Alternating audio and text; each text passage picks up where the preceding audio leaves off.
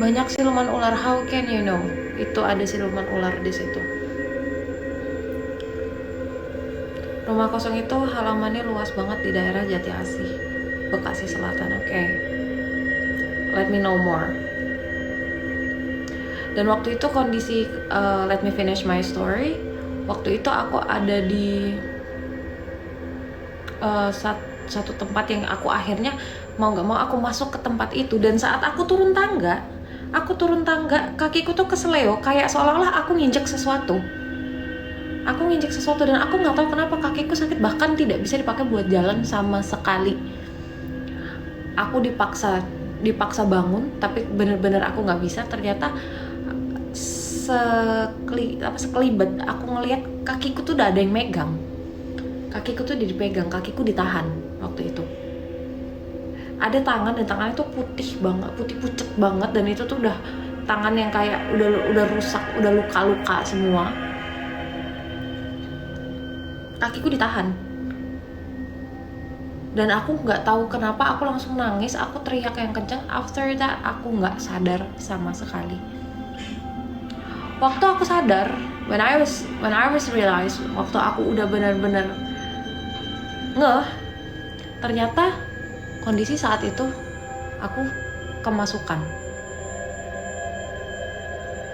Jadi waktu itu aku sempat mikir kayak, aku kenapa nih, aku mikirnya kayak gitu. Ternyata at that time, iya, ternyata perempuan dalam kondisi halangan tidak boleh masuk. Sebegitunya saat itu aku menyepelekan pantangan adat di daerah situ. Kemudian kakiku dipegang, they don't even touch my feet. Mereka bahkan nggak megang kakiku sama sekali. Kakiku tuh cuma bener-bener diginiin aja. Dan rasanya di dalam tuh kayak ada yang gerak, dan itu sakitnya minta ampun. Dan pas aku sadar, ternyata saat itu tuh aku kemasukan dalam artian aku bener-bener apa ya kalau mau dibilang, bener-bener saat itu aku nggak sadarnya tuh aku marah-marah, dan aku marahnya itu pakai bahasa Belanda. Jadi sosok yang marah sama aku di situ ternyata adalah korban pemerkosaan di zaman Belanda saat itu. Ya, aku waktu itu lagi halangan, dan aku benar-benar gak tahu kalau ada pantangan perempuan halangan gak boleh masuk di situ. Setelah aku telusuri jalan ceritanya, ternyata sebelum ada tempat itu berpuluh-puluh tahun yang lalu, si noni-noni ini adalah korban pemerkosaan di situ. Jadi ketika ada perempuan masuk, especially perempuan on her period, waktu dia halangan, dia nggak boleh masuk ke situ. Bener-bener nggak boleh sama sekali, karena memang pantangannya. Terus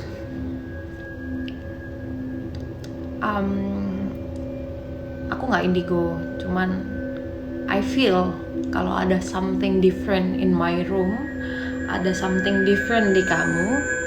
I can feel it. Oke, terus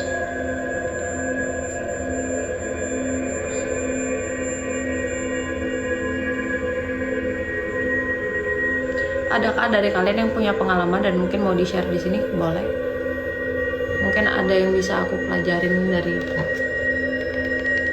dari cerita kalian.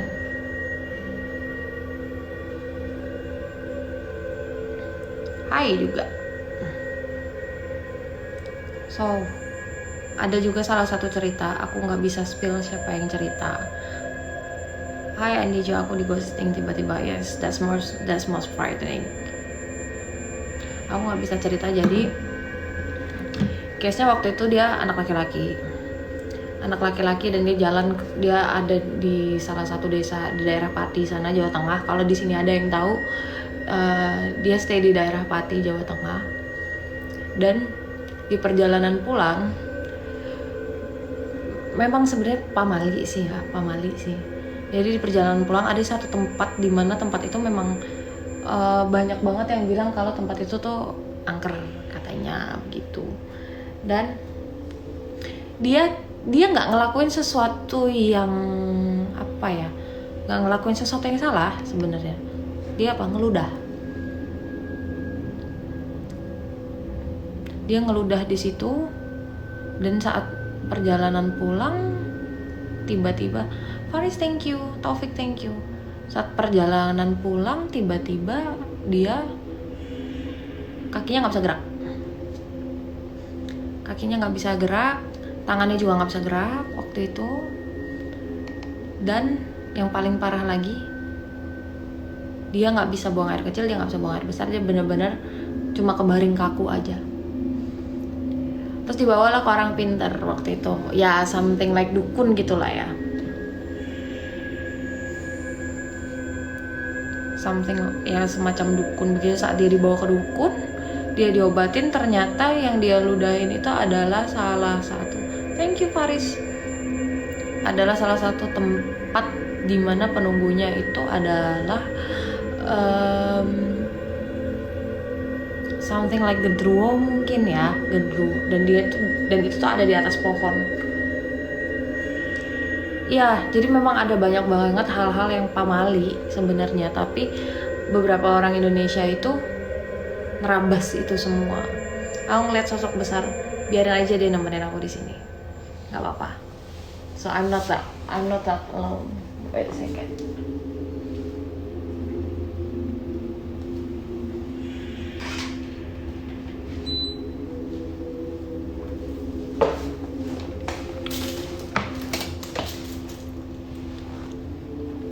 So any guys from you, maybe you guys want to tell about your story, mungkin kalian punya pengalaman.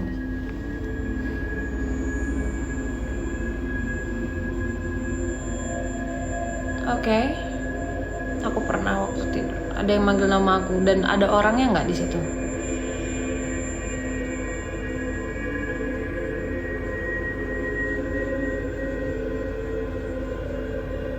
Apakah di situ ada orangnya, atau mungkin ada sosok yang kamu lihat di situ?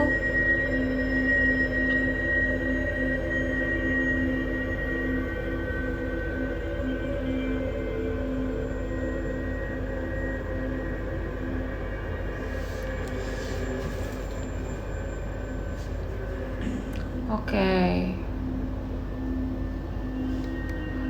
Kamu pernah punya hubungan khusus kayak like friendship, persahabatan atau apa sama teman kamu yang ini, yang udah meninggal ini?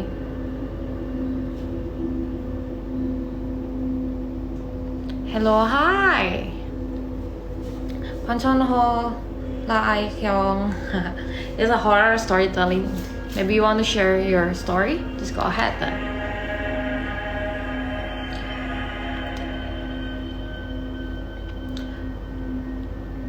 Terus ada juga yang cukup terkenal di Jakarta, namanya Si Manis Jembatan Ancol.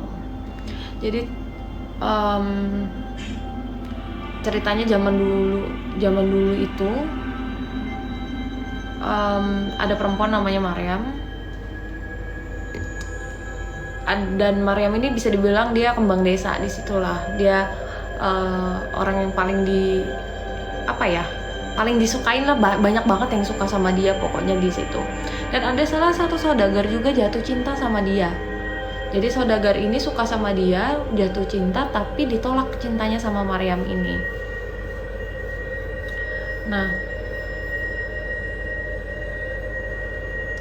kalau aku boleh tahu meninggalnya kenapa?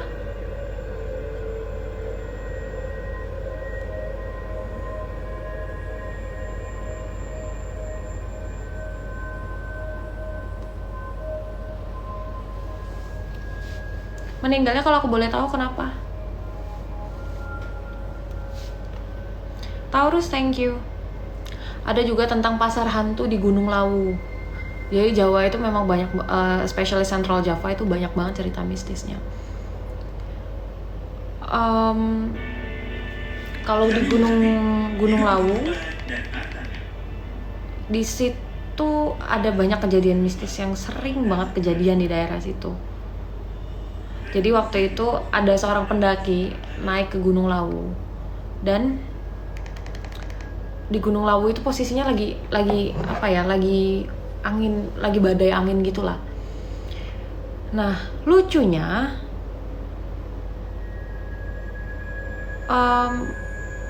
ada seorang pendaki yang tiba-tiba dia nemu pasar. Padahal kalau mau dipikir, jarang banget ada pasar di daerah pegunungan. Ternyata pasar yang dimaksud itu namanya pasar hantu, yang terletak di pos 5 pendakian melalui Candi Cetho. Kalau yang daerah Jogja kalian pasti tahu ini. Dan masyarakat setempat itu percaya kalau ada yang lewat di pasar hantu tersebut dan mereka dengar ada pedagang yang nanya, mau beli apa? Kalian harus jawab. Ada atau nggak ada sosoknya, kalian tetap harus jawab. Kalau ditawari sesuatu, kalian harus tolak. Maksudnya kayak dia nawarin apa nih, mau beli apa, mau ini nggak, kalian harus tolak. Dan kalian harus ngambil sesuatu yang ada di sekitar situ, seperti kayak batu misalnya. Setelah itu pendaki juga tetap harus ngelemparin uang ke sumber suaranya, ke sumber suara. Kalau enggak, maka bisa ditimpa kesialan. Beberapa pendaki yang naik ke Gunung Lawu dan mengabaikan pantangan dari pasar hantu itu banyak yang tidak kembali. Ada yang tersesat dalam artian gini. Kenapa aku bisa bilang tersesat? Karena dia udah jalan kemanapun, bahkan dia buka map, dia cari jalan kemana-mana, dan dia nggak nemu jalan pulang. Kembalinya ke tengah hutan, ke pasar hantu itu lagi, baliknya ke situ, seolah-olah jalan yang dia pilih itu mengembalikan dia ke situ lagi. Itu dimensi jin. Iya, dimensi jin, betul. Ada juga yang hilang, nggak pernah ketemu sampai sekarang, dan nggak tahu lagi kabarnya gimana. Kalau belajar dari kejadian KKN Desa Penari, bisa jadi sukmanya itu ditahan di situ. Dia nggak boleh pergi, nggak boleh kemana-mana. Terus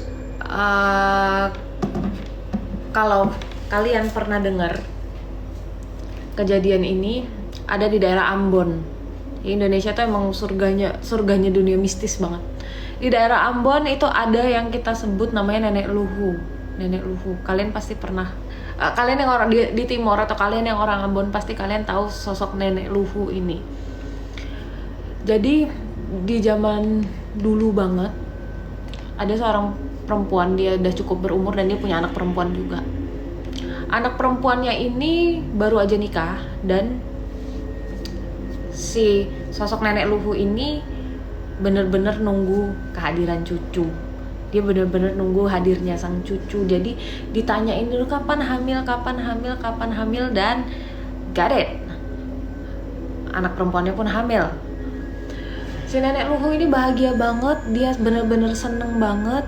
Dia bener-bener excited banget buat nanti cucunya lahir ke dunia. Tapi tanpa kita duga, tanpa kita tahu, ternyata sosok Nenek Luhu ini harus kehilangan cucunya. Kenapa? Karena anaknya mengalami pendarahan hebat.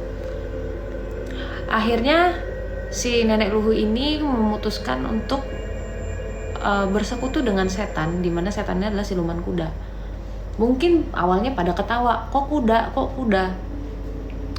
Tapi yang harus dilaksanakan sama Nenek Luhu ini adalah dia harus mencuri bayi dari orang lain.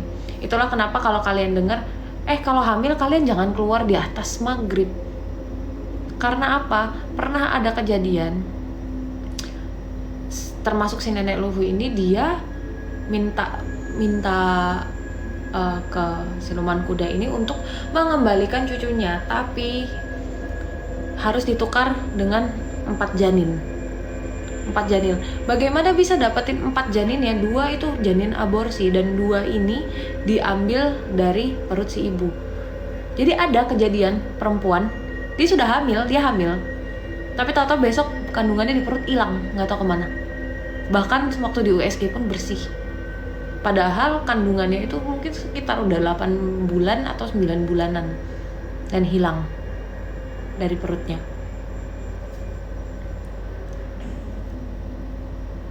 Ternyata si nenek Luhu gagal memenuhi permintaan si siluman kuda ini. Dan akhirnya nenek Luhu lah yang dikutuk menjadi siluman kuda juga. Kenapa? Pertamanya mungkin pada ketawa, tapi sosok nenek Luhu ini akan keluar di atas jam 6 sore sesudah maghrib. Dia akan keluar dengan wujud kakinya sebelah manusia, sebelahnya kuda. Dan dia suka makan anak-anak. Kenapa di Ambon? Makanya kalau kalian yang orang Ambon pasti tahu, nggak boleh perempuan hamil itu keluar malam-malam. Itu karena apa? Karena janinnya bisa hilang, janinnya bisa hilang tiba-tiba, dan mitos itu masih dipercaya sampai sekarang. I was born in Indonesia and I'm Indonesian. Menduk banget sih, yes, because aku stay di Jawa. Spill pira-pira apa? Sian teteh, iya nih. Kalau kalian punya pengalaman mistis boleh banget loh di share di sini.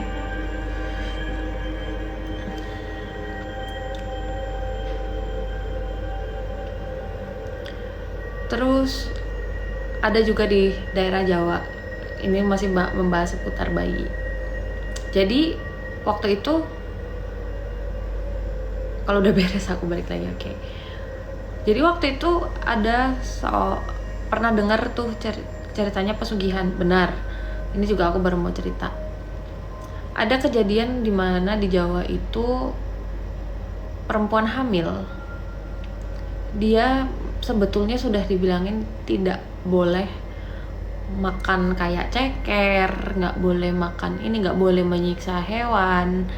Dan saat itu si perempuan hamil ini, to be honest, dia kayak benci banget sama kucing memang. Jadi bukan benci tapi alergi. Jadi mau nggak mau ada kucing harus diusir. Dan ya, dia akhirnya memutuskan untuk ngusir kucing ini. Tapi caranya salah. Dia ngelempar kucing ini pakai batu. Dan seperti yang kita tahu, kucing itu kan katanya kalau kita nyakitin kucing kan sial. Padahal kucing yang datang ini kucing hitam. Yang kita tahu kucing hitam itu biasanya sangat berkaitan dengan hal-hal yang mistis. Kemudian sesudah mengusir kucing ini, perempuan yang lagi hamil ini keluar.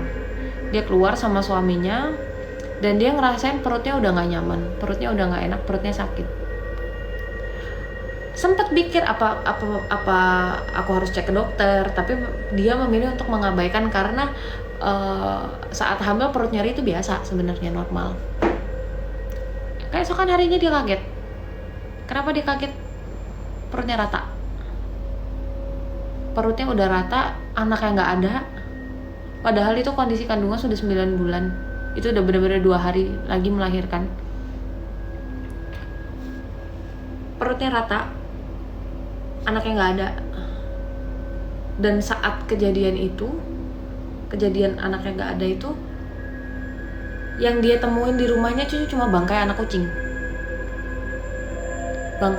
Dan di situ tidak lama sesudah itu ada toko yang buka di daerah situ, dan tokonya langsung rame banget. Jadi setiap seminggu sekali selalu ada orang meninggal di daerah situ. Dan toko ini selalu ramai setiap hari. Kamu pernah nggak mencium bau rambut kebakar? Padahal di sekitar kakak nggak ada yang bakar. Pernah. Gini, kalian harus hati-hati ketika kalian ada di satu ruangan. Terus tengah malam, terus kalian dengar ada suara anak ayam. Kalian harus hati-hati. Kedua, kalau kalian lagi sendiri, tiba-tiba kalian ngerasa ada yang merhatiin, someone's watching at you. Yang ketiga, kalian juga harus hati-hati kalau tiba-tiba itu tadi ada bau-bau bakar-bakar. Percaya, terutama kalau kalian cium ada bau melati, itu biasanya ada kuntilanak. Kalau kalian cium bau yang nyengat, gak enak banget, itu biasanya ada genderuwo atau pocong biasanya. Kalau suaranya kalian anak ayam sih ya, anak ayam di tengah malam, itu kalian harus hati-hati. Biasanya kalian lagi dikerjain orang. Kalau kalian lagi tidur, tiba-tiba ada suara pasir dari genteng, dari plafon kalian ada suara pasir-pasir, itu berarti juga ada yang lagi ngerjain kalian. Biasanya seperti itu. Aku pernah mimpi, jadi waktu itu, ya ini about relationship sih. Jadi waktu itu aku mimpi, aku ada di satu ruangan. Dan memang waktu itu aku baru banget putus sama mantan aku. Ada di satu ruangan, dan aku ngerasa kayak, ya bener. Dan ini juga terjadi. Jadi sebelum aku tidur, di plafonku tuh udah ada suara apa pasir-pasir gitu, but I just ignore it. Dan memang posisinya aku waktu itu udahlah, aku udah putus ini sama dia. Aku dengerin ayat ruqyah waktu itu, dan memang tumben-tumbenan banget ada ayat ruqyah itu lewat di iniku, lewat di FYP ku. Nah, terus tiba-tiba aku kayak mimpi lagi di satu ruangan. Aku mimpi di ruangan itu kayak aku lagi jalan. I saw my ex. Aku lihat ada mantanku di situ. Dan aku cuma bilang hai, dia bilang hai juga. Bisa aku lewat begitu aja, tapi dia ngikutin aku dari belakang. Sampai di titik dimana aku mau ngehindar, aku mau ngumpet, tiba-tiba ada jin, dan jinnya itu tuh bener-bener yang hitam, matanya merah, terus mukanya rusak. Dia nyekek aku dan dorong aku ke bawah. Dan dia bilang, kalau udah bahasa Jawa dia bilang, "Penggonku, kamu punyaku." Saat itu juga ya jelas lah aku kaget, dan aku lari dari situ. Dan lari dari situ tiba-tiba ada perempuan bilang ke aku, "Andrea, tolong ya kebersihannya dijaga." Loh, emang kenapa? Emang kurang bersih apa? Itu loh di pojokan ada kuntilanak. Hah? Kok bisa? Ya di pojokan situ ada kuntilanak tuh. Aku langsung lari dong dari situ. Aku lari, terus aku kayak nemu di satu tempat yang tiba-tiba aku ngebaca Al-Fatihah aja udah terbata-bata banget. Aku baca ayat kursi juga terbata-bata. Tiba-tiba aku nengok ke kanan, ke kiri. Kok ada pocong ya di situ ya? Sementara selama aku baca ayat kursi dan Al-Fatihah ini, kayak ada kepala bayi gelinding-gelinding di depanku, dan kepala bayinya tuh yang pertamanya biasa tiba-tiba jadi gosong kepalanya. Dan tiba-tiba aku mau lari dari situ, balik lagi si pocong ini mau niban aku mau ditiban begini, dan aku tutup mata. Kayak aku bilang, "What you want? Kamu mau apa?" "Kamu nggak boleh kemana-mana." "Kamu nggak boleh kemana-mana, pokoknya kamu nggak boleh kemana-mana." Dan saat itu karena posisi juga aku sadar aku lagi mimpi, tapi aku nggak bisa bangun dan badanku nggak bisa gerak. Jadi waktu itu aku memutuskan tangan ini aku pakai buat nyekek si pocong ini. Bener-bener aku cekek, bener-bener mukanya sampai hitam banget, dan aku beraniin untuk buka mata. Aku beraniin buat buka mata. Pas aku buka mata, tanganku justru tambah kenceng nyekeknya.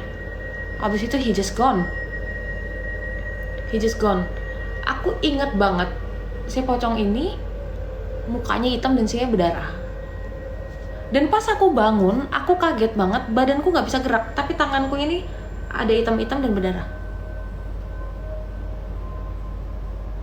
Tidak lama kemudian, aku dapat kabar kalau mantanku sudah meninggal dunia kecelakaan. Dan kecelakaannya itu termasuk kecelakaan yang gak masuk akal. Kenapa aku bilang gak masuk akal? Karena ya Aneh aja, dia bawa motor tidak dalam kondisi ngebut, nggak dalam kondisi mabuk juga, dia cuman nyerempet zebra cross aja, dan itu pun nggak, polisi pun bilang itu tuh nggak keras, bukan kecelakaan yang parah banget, nggak keras, tapi dia bisa jatuh dan langsung meninggal di situ. Lucunya lagi, diagnosa polisi dokter dan polisi adalah dia meninggal karena kehabisan nafas, bukan karena benturan. Dan sampai sekarang orang pada nggak tahu sebenarnya dia meninggalnya karena apa. Berdasarkan keterangan yang ditulis polisi dan dokter, dia tertekan di sini, nggak bisa napas. Kalau tertekannya di sini itu tidak jauh dari orang yang gantung diri, bunuh diri biasanya.